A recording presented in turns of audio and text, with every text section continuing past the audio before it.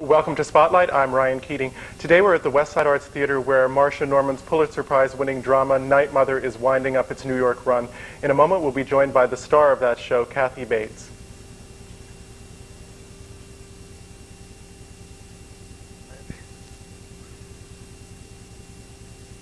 Kathy, welcome. You had come here to the West Side Arts after quite a respectable run on Broadway. Do you find a difference in performing in a smaller theater as opposed to the Golden? The dressing rooms are lousy. It was great at the Golden. It was very plush, and I know what you mean, though, really. It's interesting. The performance itself, although it hasn't really changed, it's become more intensified here because it's such a small house, and because here the audience is directly raked in proportion to the set, so that it feels, I know we've heard people say that they feel like they're right in the living room with us, you know, which is somehow a little bit different to achieve over at the Golden because of the fact that it's more like a Broadway type house with a balcony that's more far removed from the stage. So it's been interesting here. The first night when we were here, Ann and I sort of felt like our faces were going like this and that people were looking at us funny, you know, because it really feels like naked. It feels like you're right on top of them and they on you, you know. How were you able to build a wall here, or is that a problem? It's interesting. It really set me to work on my concentration. Because it's easier the further away you are from people to feel like, you know, you can, I don't know if pull out is the right word, but you certainly feel more protected. And here, because we're less protected, we really had to zero in on each other and become much more concentrated. So it's been a good exercise for me to stay with that. Do you find the audience reaction is more intense here as well? Yes, I definitely do. I think they really don't know what to make of it. And in a way, we've talked about this too, that we have a almost traditional curtain call at the end of the piece. And as one man said to Anne Petoniak, the woman who plays my mother in the play, he said, "You don't clap at the end of a funeral," you know, which is sort of, I guess, how he felt about the piece, that it was that somber at the end. And I wish we could give them a little bit of a breathing space so they could just sort of sit here and mull things over. You'll be performing this at the Spoleto Festival this summer. Yes, I just went out and bought a piece of luggage to take with me, as a matter of fact, so I can use it as a backpack. You know. I've never been to Europe before. I'm thrilled. I'm just thrilled. And we're also going to be playing in rep with an Italian version of the play, Mamma Buonanotte.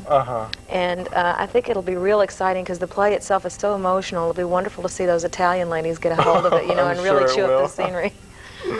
Because the nature of this show is something that's not really considered a light evening of theater, and it's probably more enlightening than it is enjoyable. Are you surprised that it's run as long as it has in New York? Well, yes and no. I think maybe we all expected it to run a respectable 3 months and then that would be about it. But the material itself is so well crafted. It's so well written. I think it's fascinating. And even given the somberness of the subject matter, there is so much humor in it. And I think people really do have a good time. We noticed that after the Pulitzer Prize was awarded to Marcia for the play, that we had a marked difference in the audiences because people would sort of come and sit as though they were in church, you know, and they wouldn't laugh or anything. But most of the time the audiences really get into it, and it's fascinating. It really is like a character study of these two women. In fact, we're going, right after the play closes, we're going to go to the Mayo Clinic and perform it there. And that ought to be fascinating because well, you had gone there to do your research. Well, no, we didn't go there. A woman came to us from the Mayo Clinic. She's been doing a program there to try and teach their doctors the human side of medicine. And Jason Robards went with Iceman Cometh and Helen Hayes with Victoria Regina. And now they wanted something about depression and suicide. So we'll go and perform it for the physicians there in an in-house performance next week and a seminar that follows. So that'll be fascinating. That sounds terrific. Yeah. You say when you're an actor, you've said in an interview that you have to love your character a lot in order to be able to play it.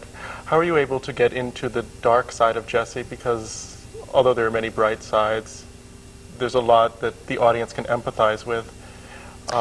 There's certainly a very dark side. Well, I think it was sort of like going down a mine shaft in a way. I mean, you just have to the play, as I said, is so well crafted that you just keep going deeper and deeper and deeper with the work. When Ann and I first began working on the play at the American Repertory Theater in Cambridge, we felt we'd really gotten it all, you know. We were confident. And then we came back into a sort of short rehearsal period before we started on Broadway. And we were blown away by the work was going to another deeper level and another deeper level. I found, curiously enough, because I've known people who've committed suicide or have attempted, and I've found in my work with the play that to dwell on those people is a strange mistake for the character. And the fact is that most people who are suicidally depressed, when they reach a state of calm and a state of happiness, that's when they're most likely to kill themselves. And so that's what I've tried to achieve in the character, and tried to stay away from the personal unhappiness that I might bring to the role, or that anyone might bring to the role, because it works against the work. Unfortunately, I find it's all too easy to understand Jessie. It's a difficult world we live in, and sometimes it's difficult to see the good things in it. And I think that's her problem. She has tunnel vision, and she can't see anything but the unhappiness of her life when she looks back over it. And in a strange way, the epilepsy was used not as a reason for killing herself, but the lack of it being there, a way in which she was able to see her whole life more clearly and then make this final decision.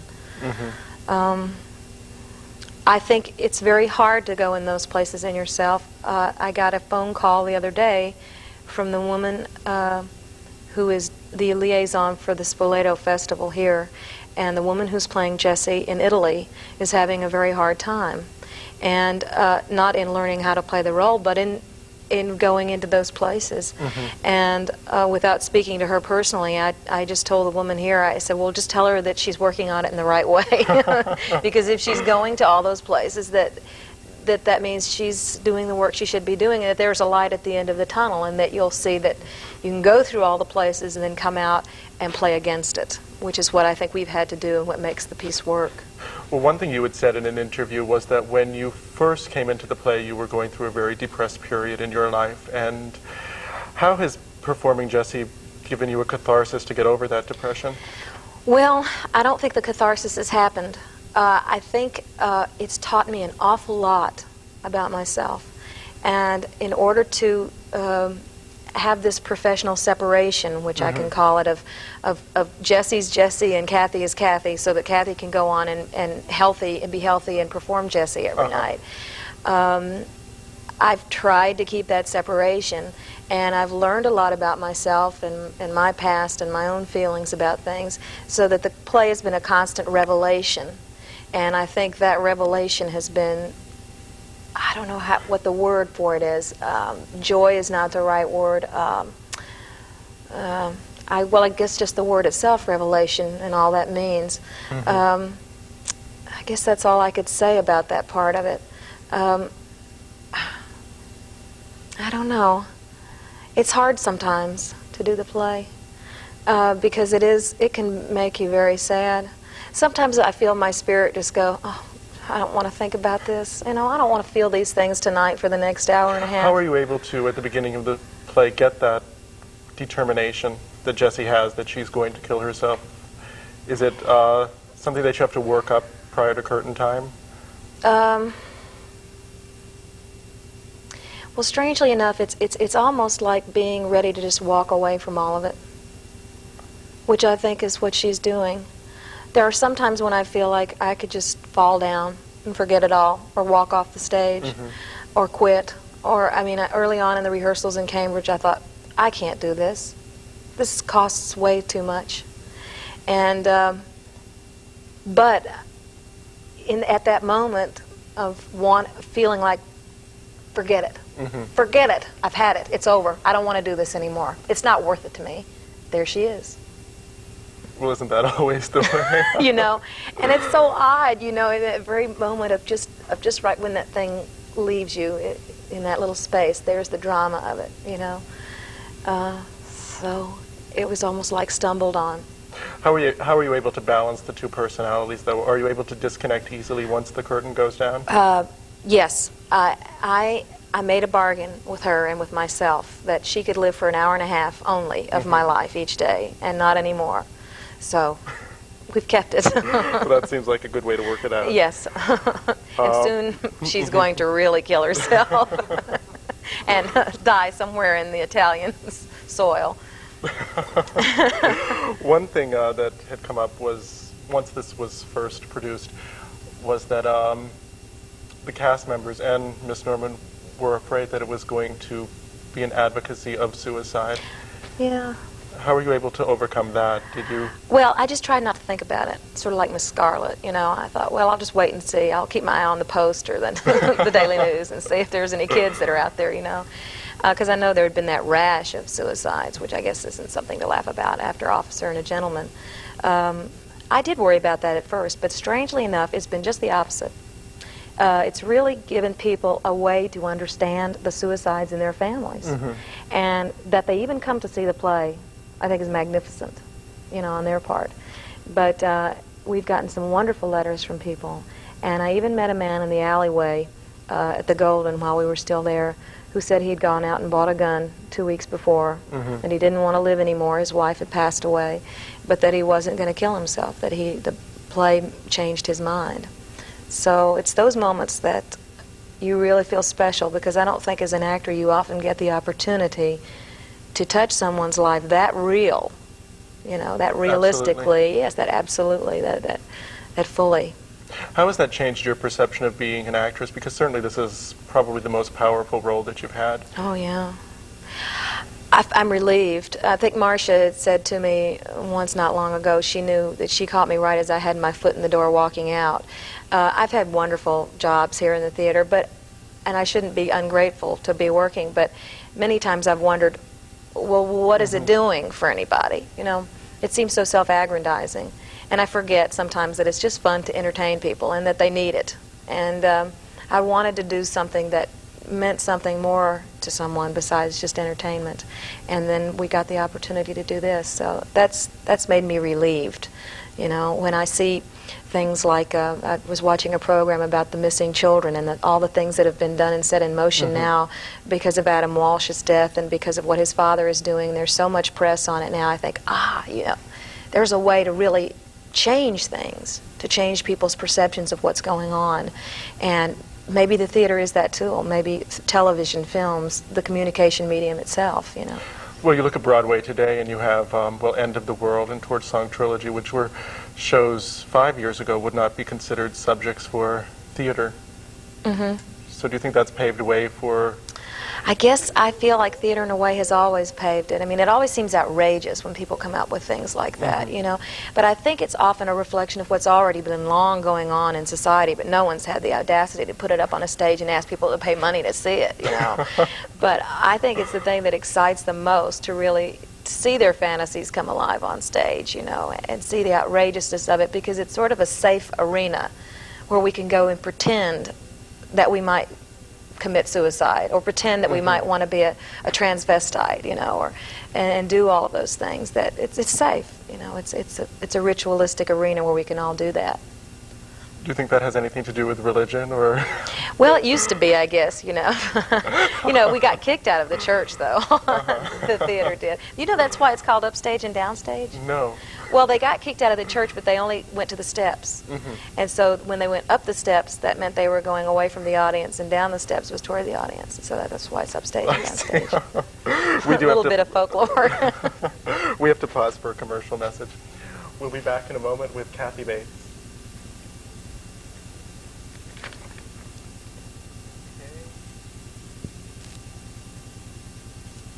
Kathy, welcome back. Certainly such writers as Marcia Norman, Beth Henley, and Gretchen Cryer have changed the role of the woman playwright. How do you think they've changed theater as a whole? Oh, God, we'll have to see, won't we? It's just beginning. I'm so excited about it all, really. I used to hate the fact when I was coming along that you could never find a decent Shakespeare for women, you know, to audition with. Maybe it's real simple. I don't know. Maybe it's that women are being taken more seriously, and their fights and their angsts and their insecurities and the things that bother them, their relationships with their mothers, their relationships with each other. I think maybe since it's being focused on in the theater, suddenly the woman's mind is being inspected in a way that it never was before. And I guess it takes women to do that, although my friend Jack Hefner, who wrote Vanities, writes women beautifully and understands a side of them, I think, that many women don't. Their frivolity and insecurities. Do you find that rare in a male playwright to have that insight? Or? Oh, I don't know. I don't read plays, and I go as rarely as I can. No, it's terrible to say that. I really don't. I just, it's sort of like a busman's holiday for me. But, so I couldn't make a generalized statement like that. You had grown up in Memphis. How did you first become interested in theater? Well, it's a terrible story, and I've told it so many times. My mother says that when I was born, that the doctor smacked me on my behind, and I thought it was applause, and I've been looking for it ever since. I don't know. She used to call me Sarah when I was little, and so I guess I was pretty dramatic. We used to do things in the yard and stuff, and lots of stuff in high school. My speech teacher just is retiring this year, Gene Crane, and he was great and really encouraged me. And then I just lucked into a terrific group of kids at SMU in Texas, and there were people like Beth Henley, who wrote Crimes of the Heart, Jack Hefner, who wrote Vanities, Jim McClure, who wrote Lone Star and Private Wars, and Wild Oats, which is being done out at the Mark Taper Forum this summer. And it was just an unusually exciting, gifted group of people there that have stayed like a family. And we've all traveled to L.A. and New York and all different parts of the world now, but there's a real support system there, and I think that's been important for all of us. It's people you can call up and say, hey, I've just written this play, come over and help me read it and see if it's any good, you know. And it turns out to be a play like Vanities. And you go, are you kidding? This is great, let's do it, And so that's sort of how I got started. I did my professional studies down there. I did study for a short time with a man named Bill Esper up here at the Neighborhood Playhouse. And their technique of really listening on stage has helped me keep plays like Night Mother fresh for, 500-some performances in, and I figured it out. But you had first come to New York in 1970. What were your first impressions then? I'm sure it was a very different city. Oh, I just hated it. It was bizarre, though. I remember staying with friends up, again, school friends, up 108th and Riverside Drive. And my first day in New York, I just went walking around that neighborhood, which is not a great neighborhood in those days. And I stumbled upon this huge Gothic cathedral in the midst of all these slums, Church of St. John the Divine, and I was like, oh my God, what is this place? What is it? And the subways were dreadful. And you couldn't be polite to anybody without them snapping your head off, because you'd say thank you, thank you. What are you saying thank you all the time for? What is this? And so it's taken me a long time to adjust, I think, to living here. I still don't like parts of it, the rudeness, the dirt, but parts of it are great. How are you able to hold the rudeness at an arm's length? I'm not always. Sometimes I get rude right back, Oh, Lord. The bank. I'm having this fight with the bank now. Well, you first got a lot of critical attention here when you opened off Broadway in Vanities. And this was, how would you describe? Downstairs. Yeah. How would I describe what? The effect that critics have on a show. Do you think it's something that should be allowed? Well, they're going to do it anyway, aren't they? I mean, that's their job. I hated it. Downstairs, it's odd to come back here after all these years.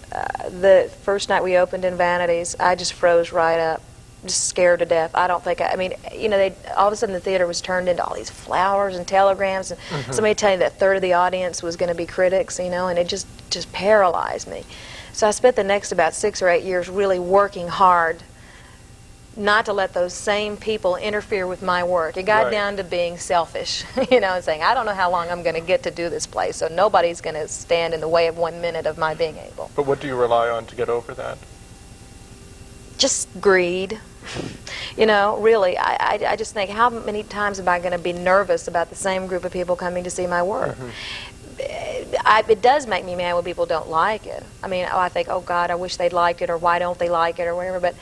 And it is unfortunate that they're the ones that turn around and say, I didn't like it, and I wouldn't recommend you go see it either. I hate that kind of power. It's like a vicious circle, I guess. It's so expensive for tickets that people sort of want a stockbroker to tell them where to spend their money, It's wonderful when they love you. I don't read reviews that much except when I'm in a play.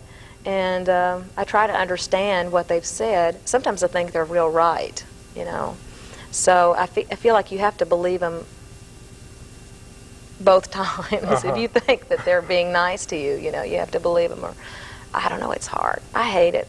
Well, there's got to be a happy medium somewhere. Yeah, I just try not to think about it. I just try to do my work and hope that they like it and that they're not going to interfere with my career. One thing Helen Gallagher had said in an interview while she was pushing Tallulah, which was downstairs here, was that, well, she's Maeve Ryan on Ryan's Hope, and the audiences that watch soap operas don't normally come to theater, but that's really what she's known for. And you had had the fortune to beat up Susan Lucci on yes. All My Children. How did you find the response It was then? astounding, absolutely astounding, because that was the time during which we were getting the Tony nominations and all that stuff. And all along 8th Avenue, every hooker, every pimp, and even businessmen would stop me on the street and say, hey, you're that girl, right? And it was amazing. I mean, just amazing, the people who watched that soap opera. And one business exec, I mean, one girl with blue fingernails who said, you tell Agnes Nixon that she really knows how to write it. Because I was up the river for some, and she was great, you know. I mean, that was it. That was just what it was like, you know. I thought, boy, I bet. And then this other guy was grabbing me. He was like a 6-foot-tall executive who was rushing home on the train because his wife tapes it every day for him, you know, and he was into the whole thing. It's bizarre. It's bizarre, the people you reach. Just bananas. And Ann and I did a reading down at St. Bart's for some kids, you know, and we were trying to get into all this artistic stuff and read Alice Walker and all these poems and stuff. And the first question we had was, hey, you were on that soap opera, right? You know? So, I don't know, it was fun. They're a great group of people on that soap opera, by the way, All My Children. They're terrific to work with. Well, I'm sure it's Susan certainly Lucci's very good wonderful. training for actors. Oh, yeah, yeah. You had done both the stage version and the film version of Jimmy Dean. Yeah. How did you find transferring it to film? Did you find your performance changed at all? Well, I don't know. I guess I was concerned about it being a little more subtle because she's a real brassy character, Stella May. And but in a way, I guess we didn't do it much differently. We just tried to be what we were on stage, you know. And Bob had the whole thing up in his head. He knew exactly what he was doing. He had 2 cameras going on us all the time. And it was hard conditions working because there was no dressing rooms. I mean, Sudie Bond took a picture of me and Cher and Mark Patton all piled up on the one sofa in the green room, sound asleep with heads on each other's butts, you know. And every time Bob shot out the front door, they blew some Texas dirt around on the set, so got so bad in there we had to wear surgical masks in between shots, you know.